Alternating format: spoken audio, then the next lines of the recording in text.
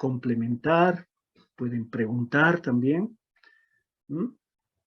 Y vamos a, desde luego, hacerlo más partícipe en lo posible, ¿sí? Así que si quieren complementar con algo, nada más pueden interrumpir también, o si quieren también levantar la mano, ¿ya? Muy bien.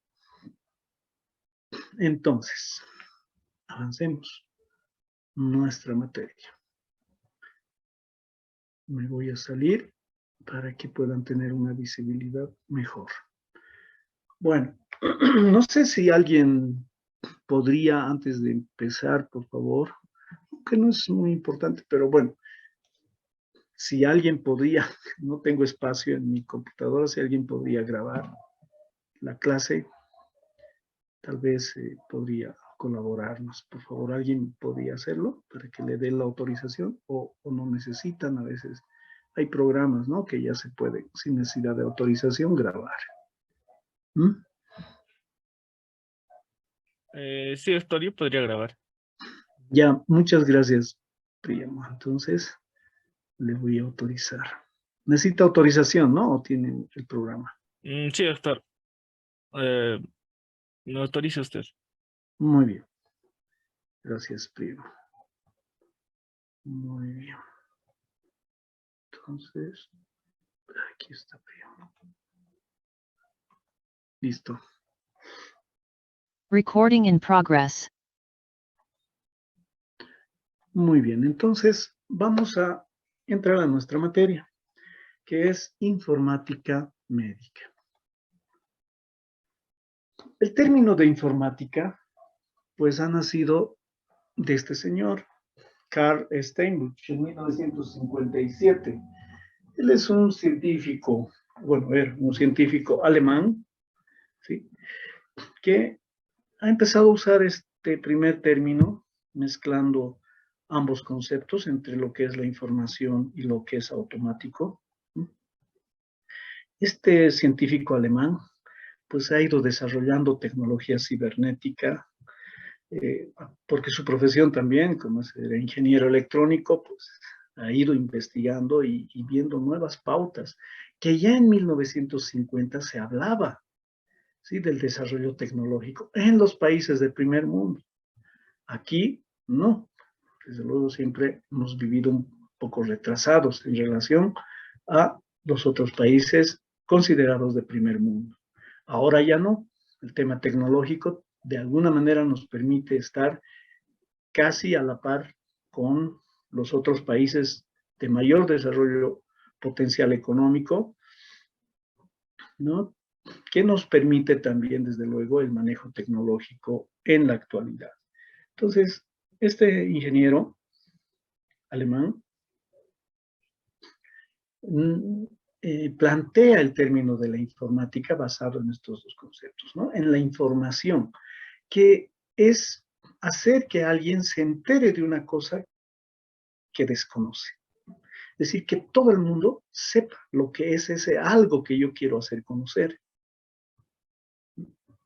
Y obviamente siempre vamos a tener, nunca vamos a tener el conocimiento total, siempre vamos a estar queriendo informarnos de un tema. Nosotros, a medida que desarrollamos la carrera de medicina, pues desde luego esa va a ser nuestra prioridad y nuestra fortaleza también, de conocer los aspectos médicos relacionados al manejo de las enfermedades, a la prevención de las enfermedades, a la promoción de la salud, ¿no?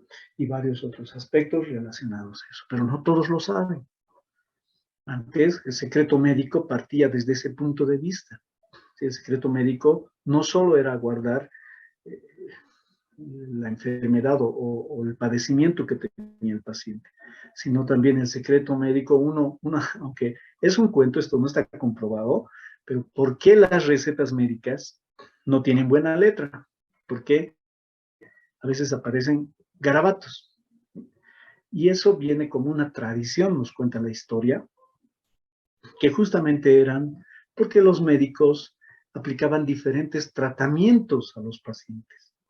Y ellos consideraban eso secreto médico. Es decir, yo he experimentado con determinado medicamento, determinada planta, porque antes obviamente no había el desarrollo de medicamentos que tenemos hoy en día. Y pues yo hacía mi tratamiento en base a algún conocimiento que yo podía haber adquirido.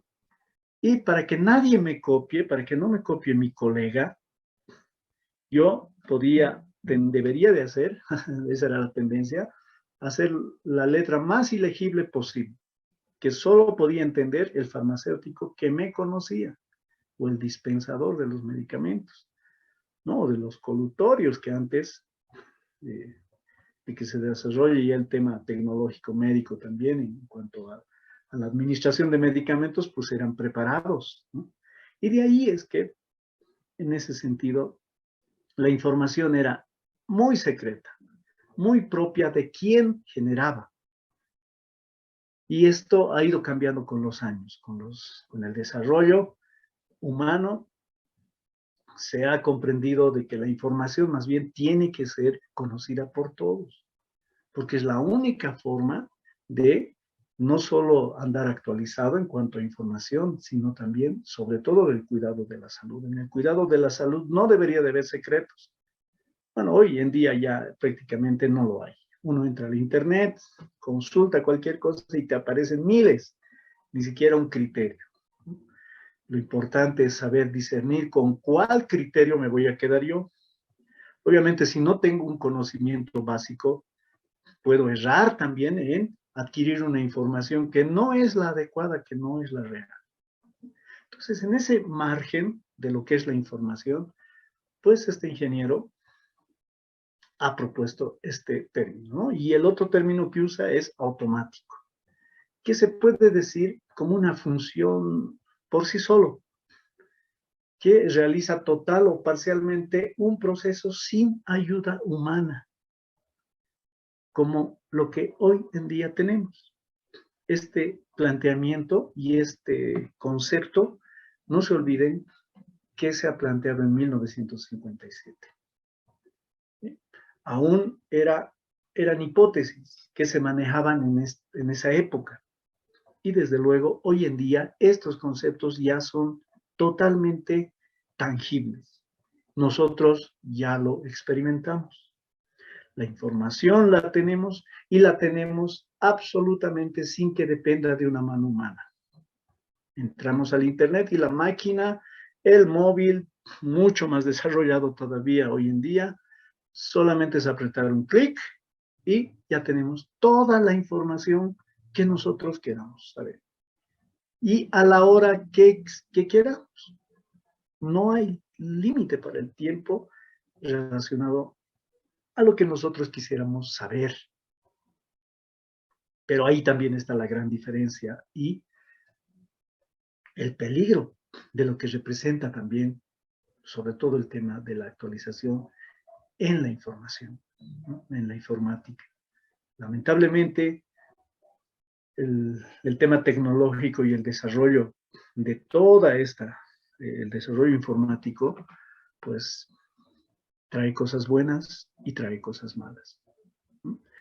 Ya hoy en día, aunque no crean, ya pronto, seguramente en los DSMs de las enfermedades psiquiátricas, entiendo que ya están en un desarrollo para plantear una nueva enfermedad, la psicosis cibernética,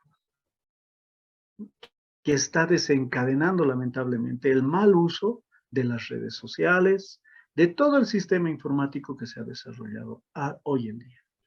Entonces, mucho cuidado. En ese tiempo, esto no se pensaba que se podía alcanzar en nuestras épocas.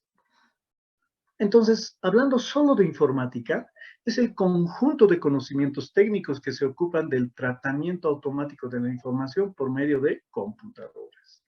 Hoy en día ya no solo computadoras, ¿no? Están los móviles, sobre todo los celulares que lo tenemos todo. Ya incluso las computadoras de escritorio han pasado a una etapa ya, digamos, como obsoleta, podríamos decir, ¿sí? Hoy en día las laptops, las tablets, los celulares con un diseño tecnológico mucho más actualizado te hacen muchas más cosas, ¿no?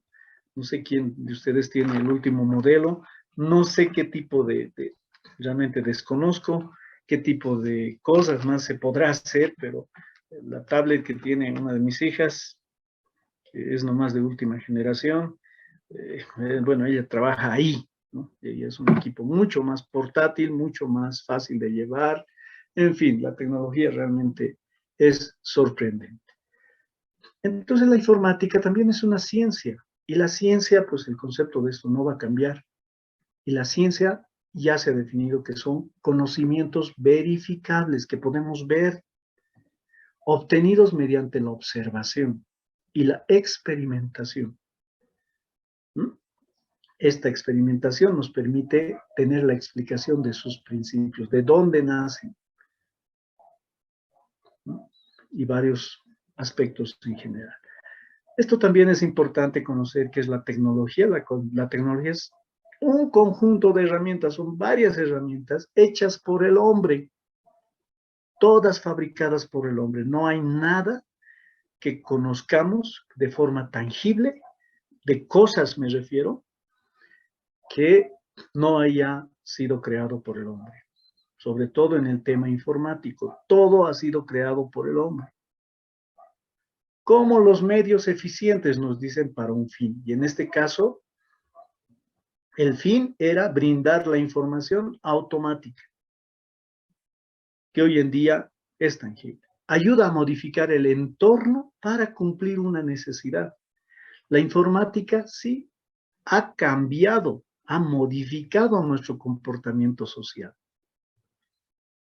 Hoy en día que se te caiga el WhatsApp, que se te caiga la red social, que se te caiga el Internet, produce una psicosis tecnológica. De ahí es el planteamiento que les comentaba hace un rato, de que el DSM, en cuestión relacionada a las enfermedades psiquiátricas, a las enfermedades mentales, está planteando poner este término que desencadena muchas patologías.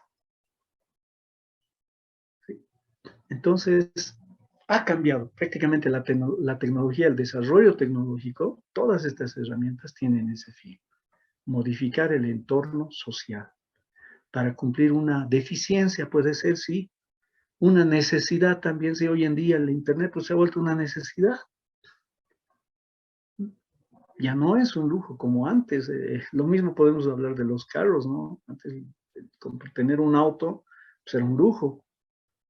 Hoy en día, por las distancias donde desarrollamos nuestra actividad laboral, nuestra actividad educativa, la falta también de lugares donde ya poder vivir cercanos al lugar donde desarrollamos nuestra actividad, nos obliga a tener un auto, por ejemplo, para poder trasladarnos de forma mucho más rápida y efectiva también, y no estar esperando el minibús, que a veces en algunas zonas no hay.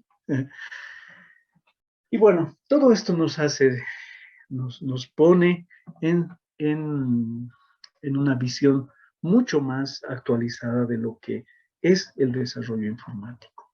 Estos conceptos son básicos que nos permiten comprender más a profundidad lo que ya conocemos. ¿Cuáles son los problemas actuales?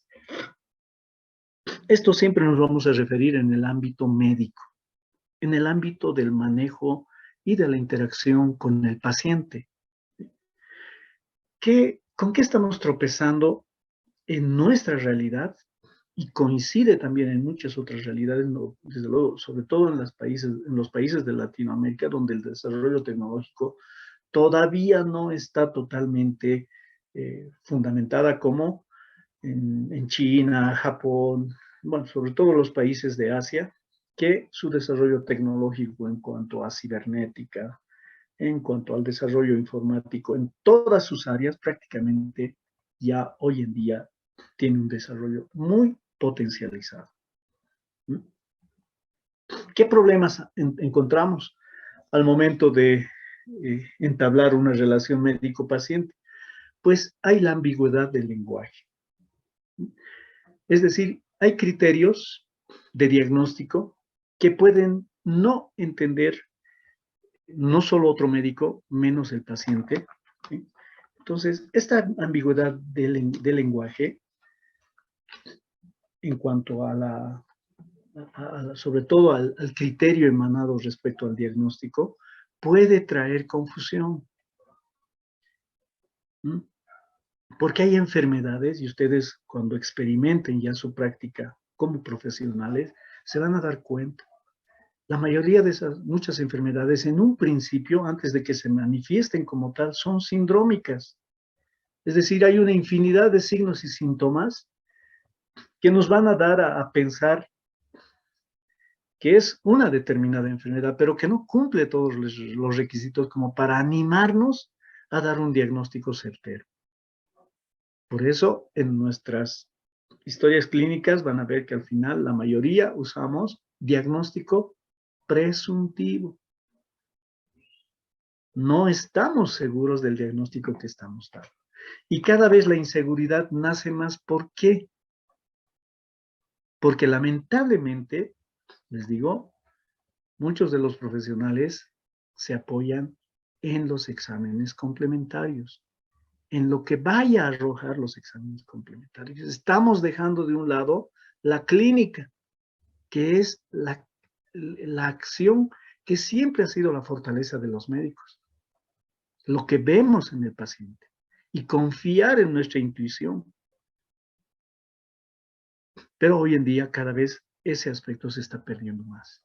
Ya el desarrollo tecnológico es tan alto que necesariamente quieres tener un documento, un examen complementario que ratifique lo que tú estás pensando, pero muchos tenemos que comprender de que los exámenes complementarios no son la palabra fiel de lo que puedan reportar esos exámenes. A veces hay errores, obviamente, ¿quiénes los manejan? Pues los manejamos nosotros. Y como humanos siempre vamos a tener errores. Nadie es perfecto. Y estos aspectos, desde luego, van a generar ineficiencias.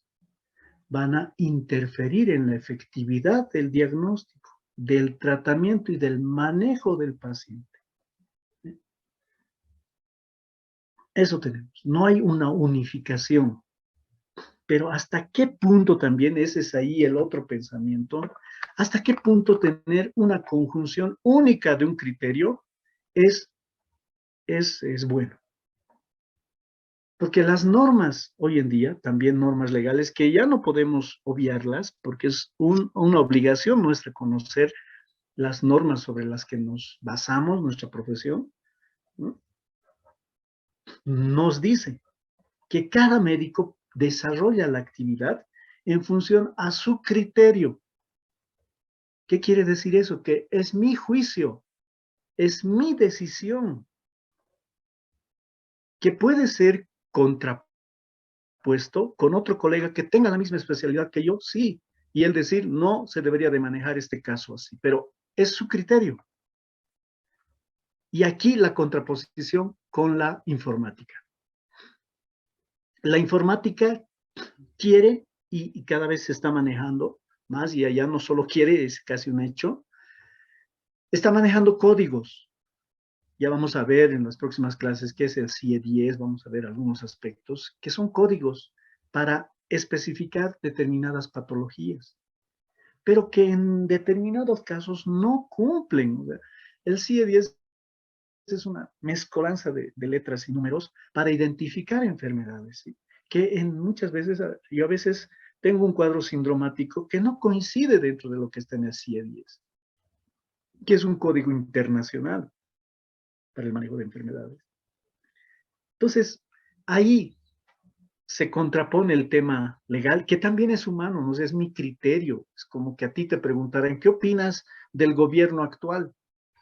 No puede haber un estándar, no puede haber donde me obliguen a tiquear a mí algo que tal vez no está dentro de esos, que se pueden aproximar a esos diagnósticos o a ese criterio, sí, pero no es el que estoy buscando. Entonces ahí la lucha también en función a quién voy a hacer caso. ¿Mm? A la OMS, a la OPS o a las normas de mi país. Son situaciones que en el momento actual no podemos solucionar, por lo menos en nuestro país. No sé, podría opinar mal como lo estarán haciendo en Japón, en otros países que tienen este desarrollo tecnológico mucho más específico. Probablemente en su lenguaje técnico han puesto códigos y que podrían identificar fácilmente las enfermedades que tienen, porque esa es otra también, ¿no? No nos vamos a tampoco inventar enfermedades que no se encuentran dentro de nuestra realidad que vivimos en el país.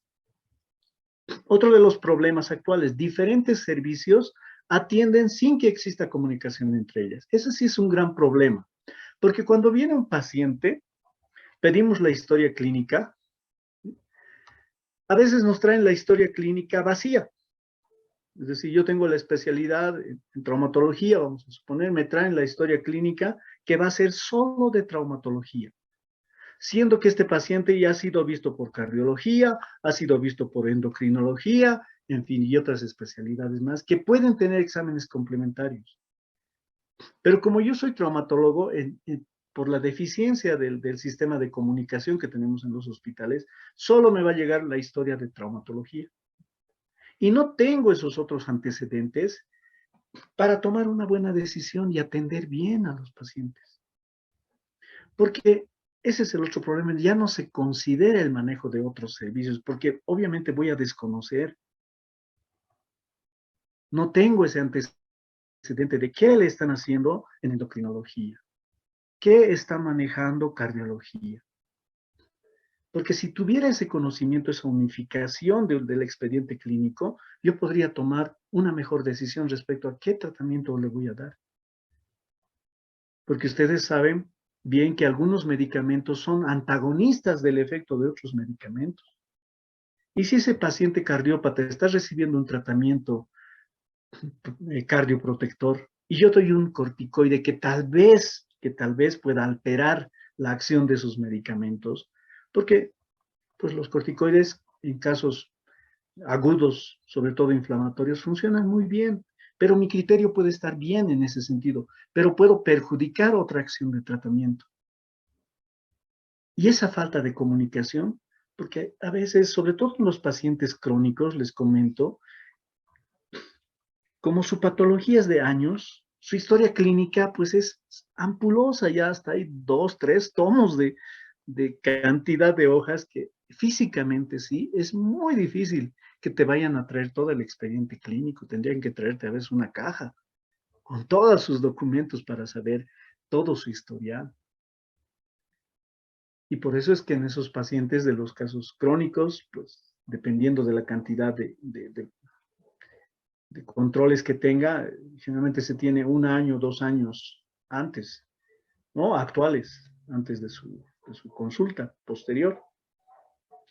Pero estos aspectos dejan en desconocimiento y tal vez que nos pueden hacer cometer algún error. ¿Mm? Y no tenemos. El sistema informático sí permitiría ver, porque todo estaría en la computadora, todo estaría en un archivo electrónico, que nosotros podíamos ver desde el primer día cómo llegó el paciente a nuestro servicio, a nuestra consulta, hasta la actualidad.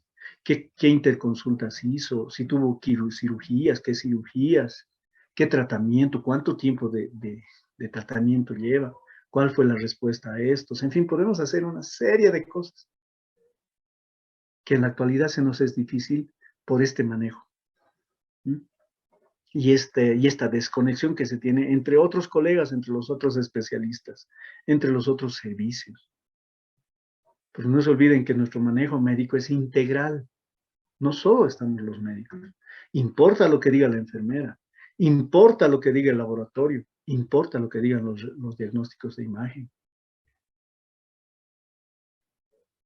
Hasta la opinión, desde luego, psiquiátrica o psicológica, la opinión de fisioterapia, la opinión de la trabajadora social,